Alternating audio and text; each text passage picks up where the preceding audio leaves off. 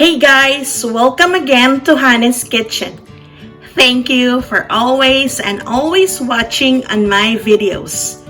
For those who are new on my channel, welcome. Our recipe for today is super easy lemon bar. If you would like to know how to create this, keep on watching.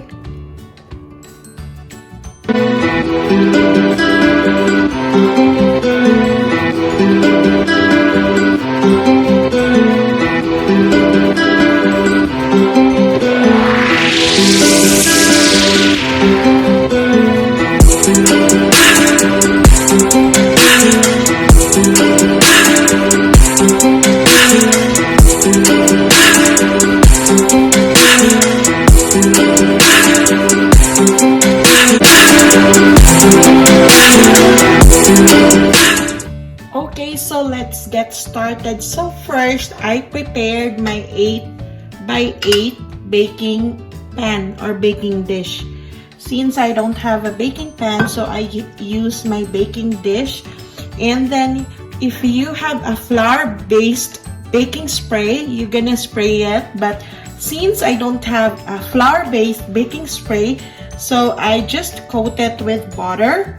And then I put the flour and then shake it off so it's all well coated on your pan. And then you're gonna put in your paddle attachment, but if you don't have a hand mixer, I think you just use it or mix it manually. So there, I put in my butter and your flour and my powdered sugar or my icing sugar. And then we're gonna mix it properly until your shortbread dough will form.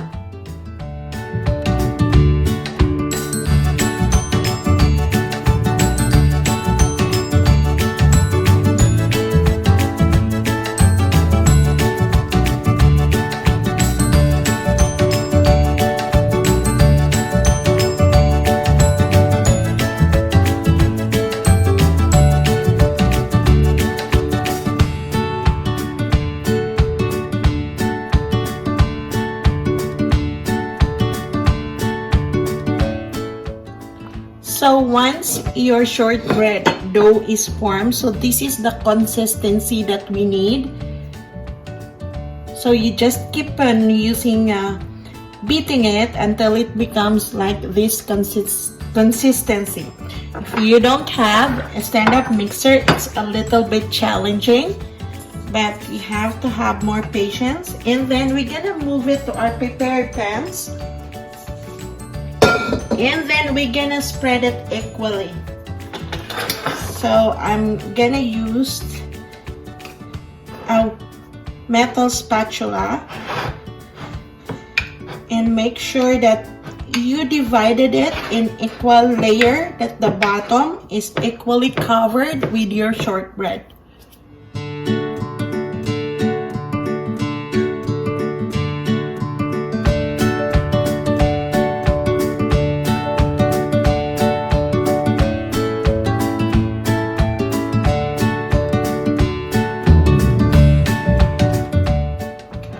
So after patting your dough nicely, we're gonna put it in the fridge and chill it for about 10 to 15 minutes.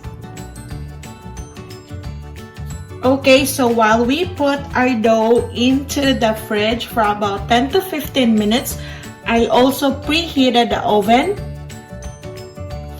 at 350 degrees Fahrenheit, and then you put your rack on top of the middle, so it will be a little bit higher.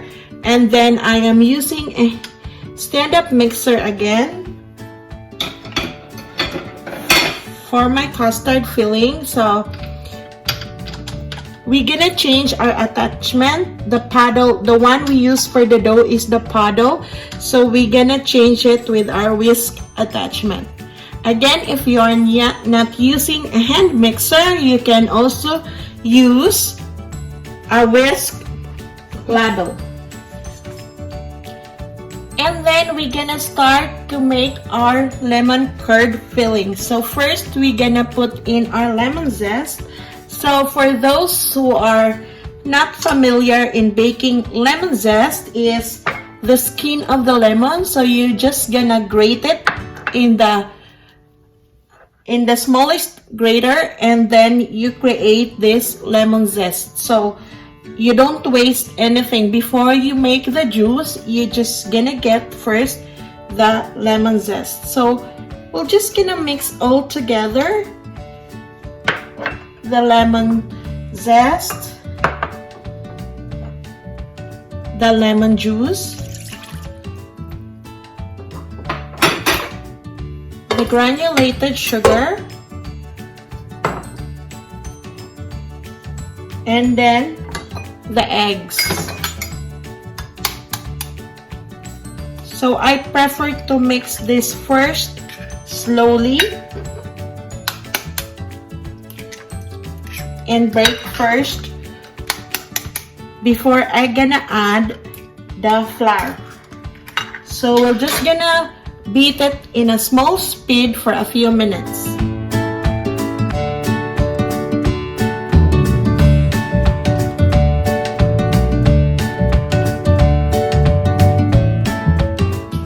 And then finally, we will add in our sifted flour. Make sure your flour is sifted with this one, but in my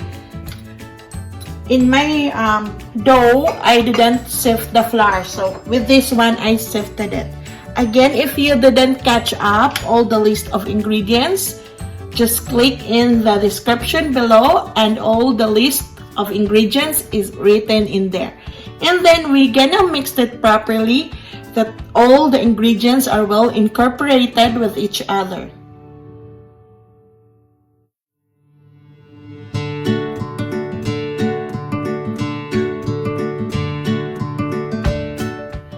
So now I'm done chilling my dough. So we will gonna bake it at 350 degrees Fahrenheit until it becomes golden brown for about 12 to 15 minutes. Make sure again that your rack is placed above the middle of the oven. So after baking it, we're gonna put it on the side and let it cool down for a little bit before we're gonna put in our custard filling. So after we slightly cool down, we're gonna pour in our custard filling. And then we're gonna put it back in the oven at 350 degrees Fahrenheit for about 30 minutes until it becomes almost set and the center is jiggly. So I just pulled it out from the oven, and then we will gonna let it cool down completely before we gonna slice them.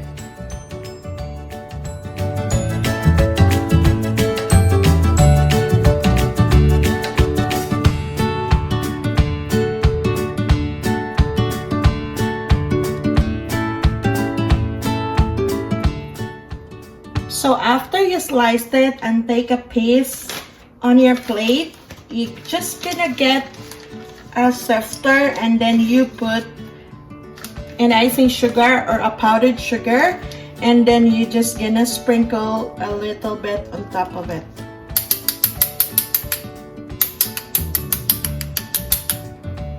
And that's it, it's ready to eat. And you can also store this in an airtight container inside the fridge for about 5 days. If you plan to freeze this, don't put the icing sugar, and when you're ready to eat, you take it out from the freezer, thaw it, and then it's time to put your icing sugar when you're about to eat it. So this is the finished product of a recipe today, the super easy lemon bars. If you didn't catch up all the list of ingredients, I will write it down in the description below. Please don't forget to like and subscribe and push the notification bell so you will be updated when I will upload another amazing recipe. Please take care everyone, stay safe, have a good day, and I will see you again on my next video.